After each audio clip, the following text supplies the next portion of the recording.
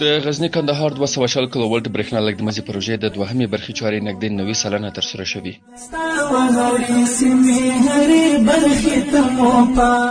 انځورونه ښیي چې د غزنی کندهار 200 کیلوولټ برېښنا لیږدمزي پروژې د دوهمې برخې چارې په چټکۍ او جدي توګه روانې دي. نوموړې پروژه کې د افغانستان برېښنا شرکت د صاحبي مسؤل انجینر احمد بلال جلازي په وینا تر اوسه نوموړي مسیر کې د لوړ ولټاژ 480 برېښنا پایو چارې بشپړې شوې او د پاتې 10 نورو پایو عملي چارې په جدي توګه روانې دي.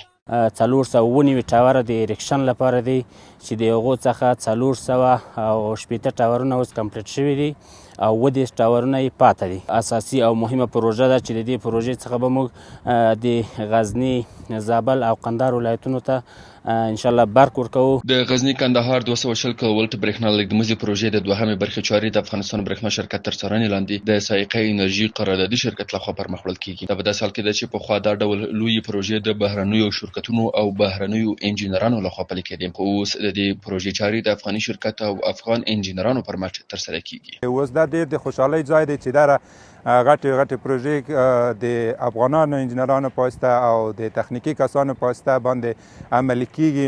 په پام کې د غزنی کندهار 220 کیلوولټ برېښنا لیږدمزي پروژه د غزني، کندهار، زابل ولایتونو او په دې مسیر کې زیات شمېر ولسوالۍ، کوچني او لوی کلي د برېښنا رسونې تر پوښښ لاندې راولي چې د دې پروژې د دویمې برخې چارې نږدې 90 سلنه پرمخ تللي. د غزنی کندهار 220 کیلوولټ برېښنا لیږدمزي درېیمې برخې پاتې چارې چې د برېښنا پاتې مزي غځول، ټیسټ او کمیشنینګ پکې شامل دي په نږدې راتلونکي کې به پیل شي. دا چې د نوموړې پروژې د مالي ملاتړ چارې تیر حکومت کې د بهرنیو مرسته کوونکو او بهرنیو شرکتونو لخوا ترسره کېدې، نو د افغانستان له فتحې وروسته د دې پروژې چارې ودرېدې، خو ډېر وخت تیر نشو چې له هڅو وروسته د افغانستان برېښنا شرکت د دې پروژې چارې بیا پیل کړي.